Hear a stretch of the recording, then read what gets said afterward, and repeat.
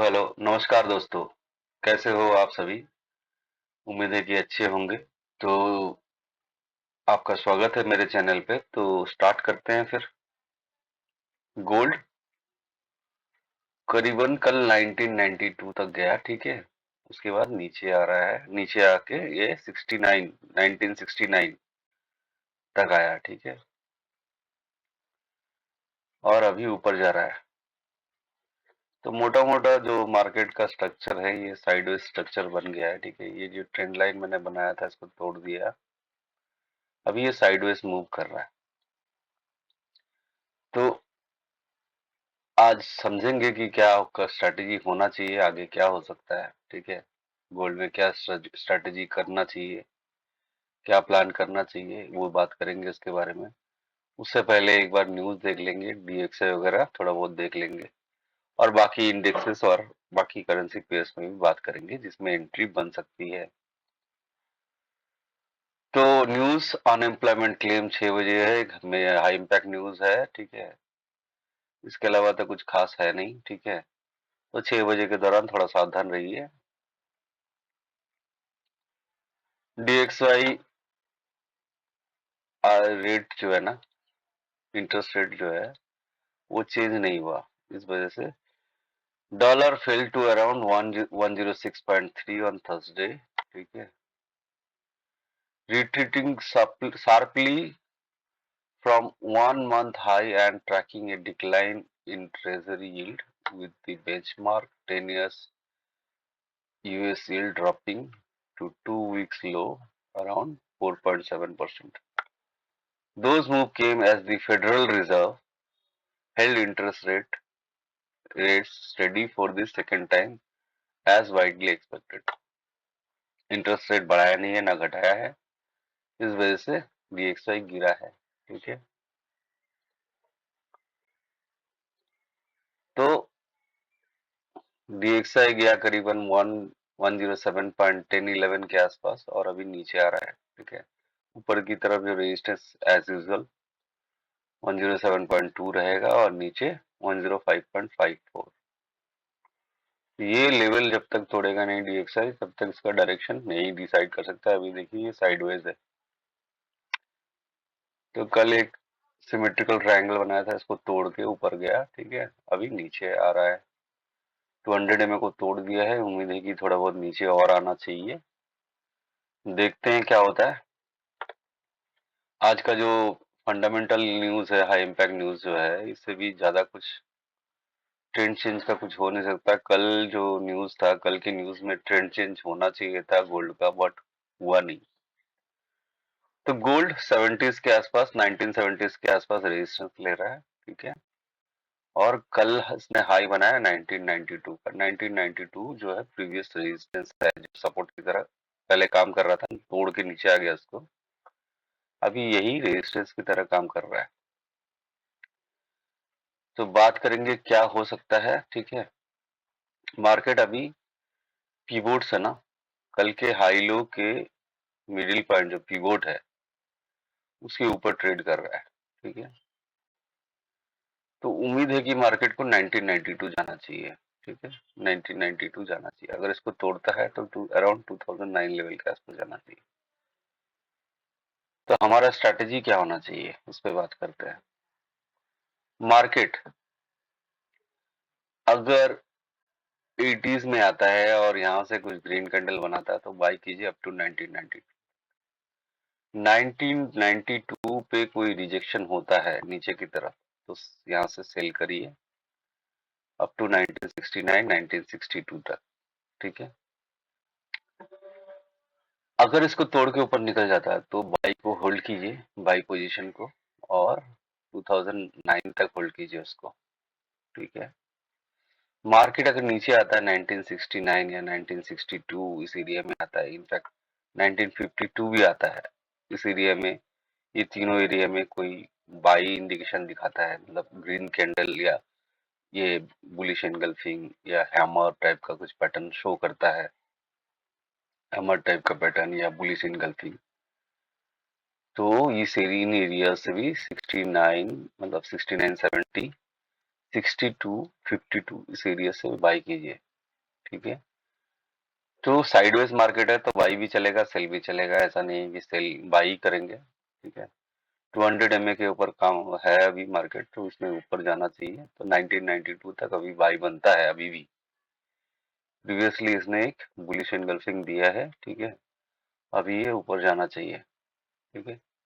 इस एरिया के ऊपर जाना थोड़ा देखते हैं क्या होता है, लेकिन 1992 के ऊपर भी अगर सस्टेन करता है तो ऊपर के लिए बाई पोजीशन को होल्ड कीजिए, ठीक है। अगर 2009 से रिजेक्शन देता है तो सेल कीजिए, 1992 से रिजेक्शन देता है तो सेल कीजिए।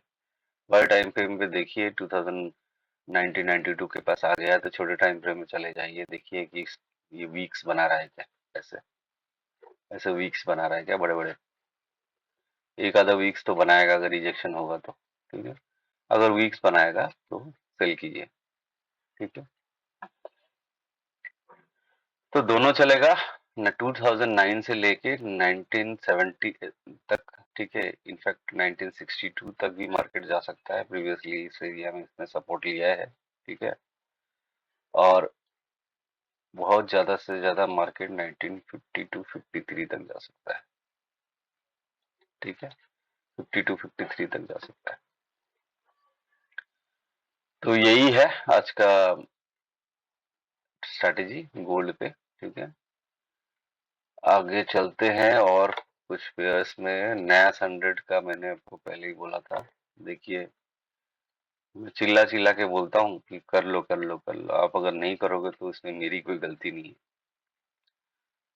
मैं जो ट्रेड करता हूँ, मैं एक्चुअली में जो मैं बोलता हूँ ज्यादातर में मैं भी खुद भी ट्रेड लेता हूँ।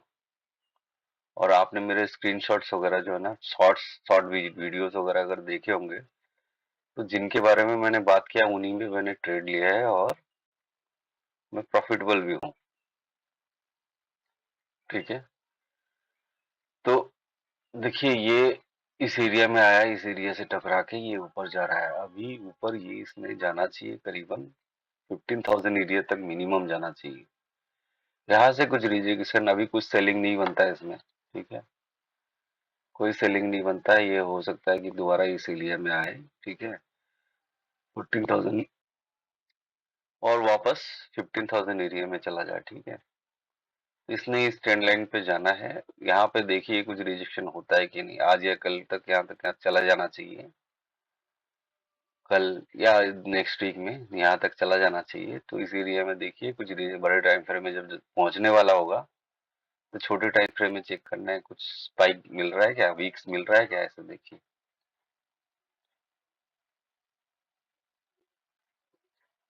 ये देखिए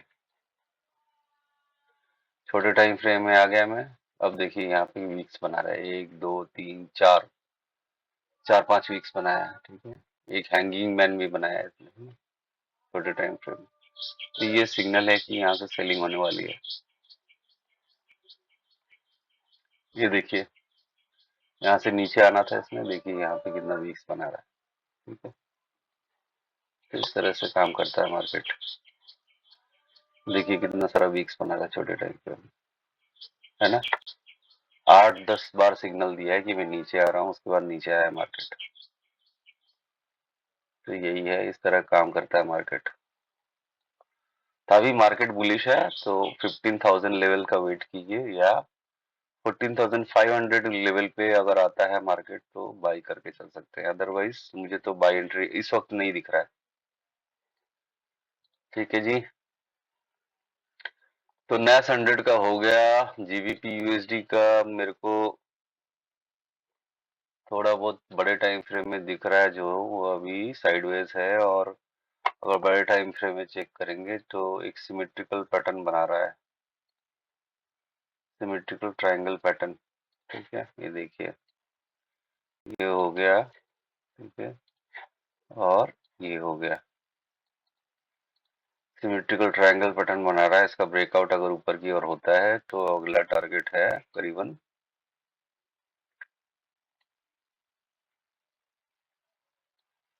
1.22, और उसके ऊपर जो टारगेट रहेगा 1.23।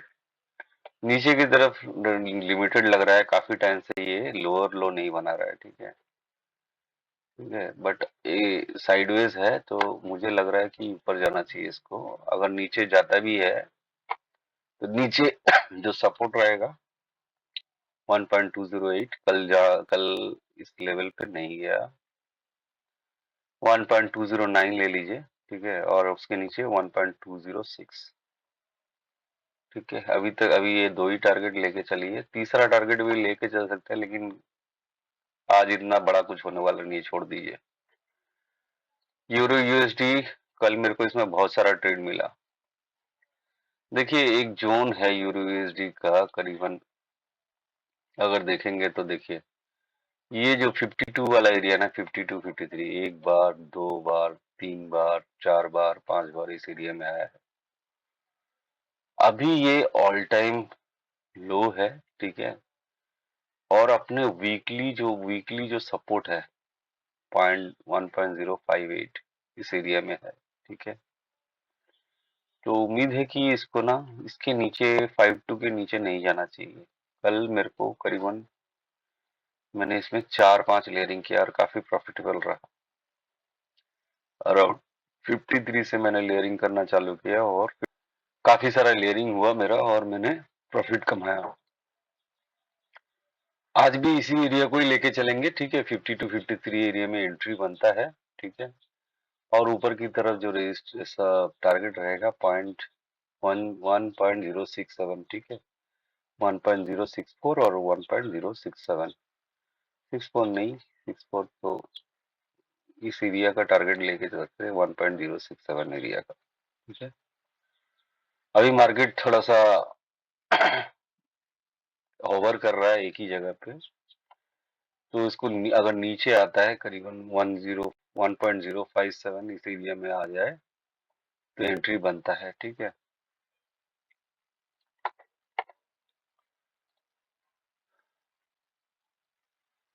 अच्छा, इसने करेक्शन लिया करीबन फिवो 3850, फिवो 50 का करेक्शन लिया जो 100 एमए है, 100 एमए का सपोर्ट लिया, ठीक है, 200 एमए का इनफैक्ट सपोर्ट लिया, 200 एमए का सपोर्ट लेके 1 घंटे के टाइम फ्रेम में ऊपर जा रहा है।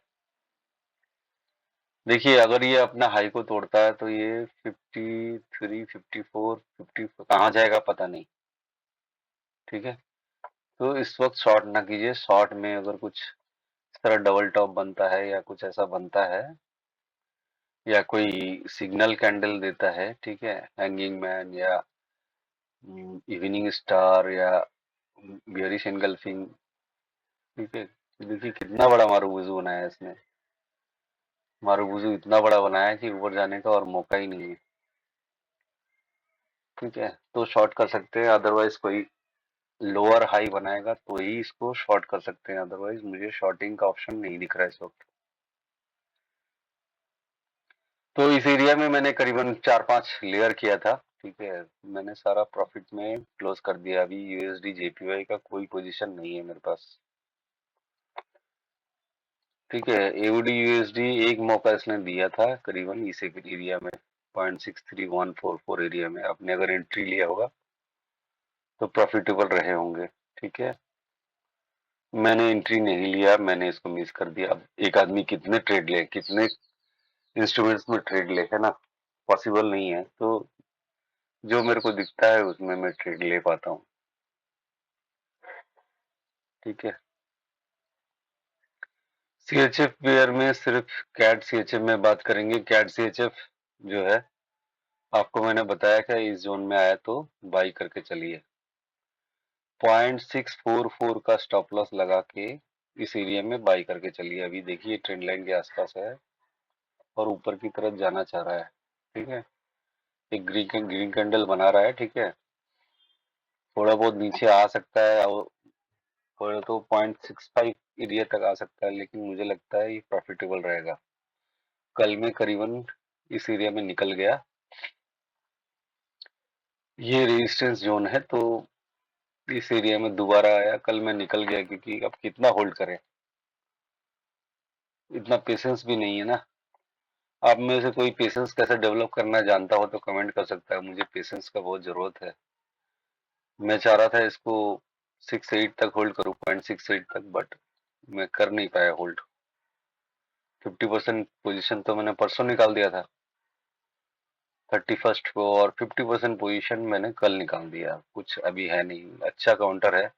दोबारा एंट्री लिया है इस एरिया में, करीबन 65 एरिया में, ठीक है, 65233 एरिया में।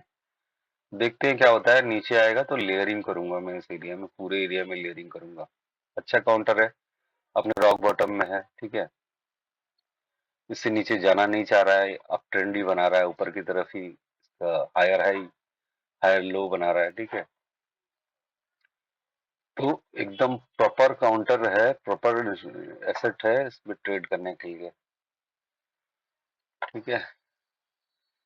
तो इस एरिया में जाएगा करीबन 656 इस एरिया में जाएगा तो निकल सकते हैं, निकल के दोबारा एंट्री का देख सकते हैं।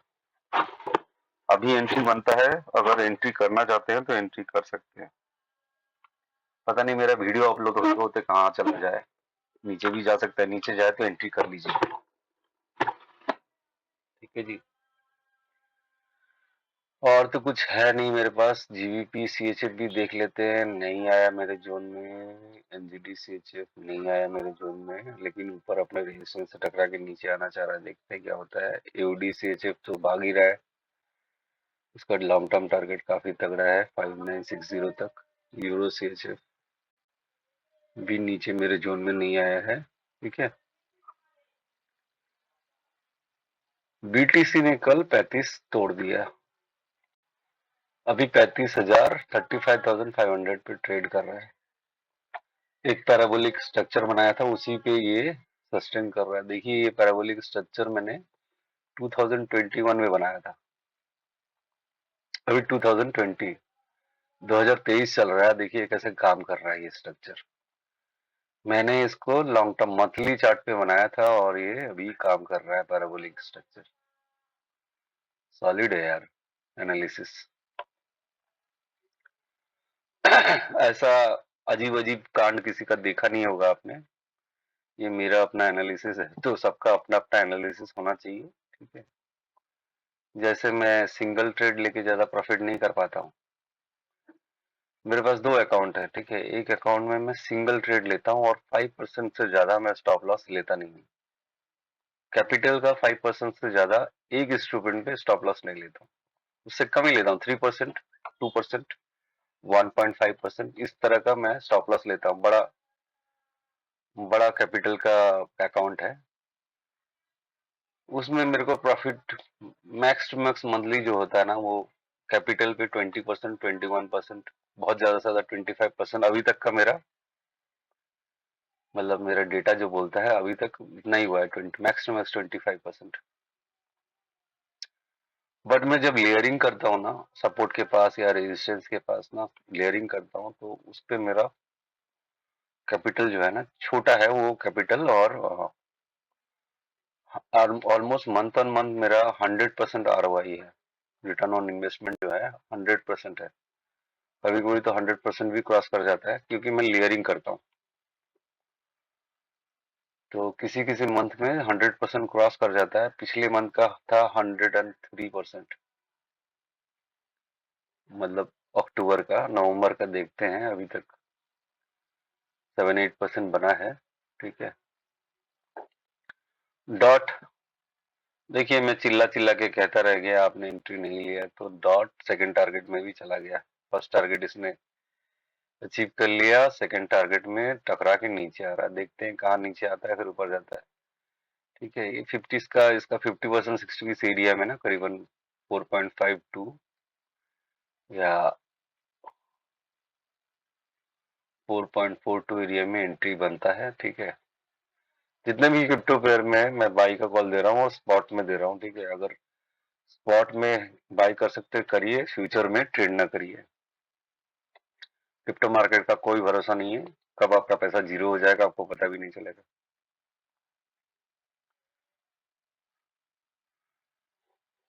ठीक है, रीफ स्ट्रगल कर रहा है, एक ही जगह पे है, ऑलमोस्ट इस एरिया में ही है, ऊपर जाना नहीं चाह रहा है। शिबा इनू भी इसी जगह पे है, इस एरिया में आता है 0.76। रीफ भी अगर इस एरिया में दोबारा आता है 1456 के आसपास आता है, बाय करके चल सकते हैं। शिबा इनू 7620 में आता है 7620। फ्यूचर में देख लीजिएगा क्या है ये, ठीक है। स्पॉट में अलग होगा और फ्यूचर में अलग होगा, तो स्पॉट फ्यूचर का बता रहा हूँ मैं, फ्यूचर में 0.76 के आसपास आएगा तो बाई करके चल सकते हैं। डोजी, डोज कॉइन रेजिस्टेंस को तोड़ा है, इस एरिया में दोबारा आता है 66 एरिया में ना, 66 67 एरिया में आता है तो बाई करके चल सकते हैं। सोल सेकंड टारगेट की तरफ जा रहा है, 42 में है, तो मेरा टारगेट है 66 का, देखते हैं क्या होता है।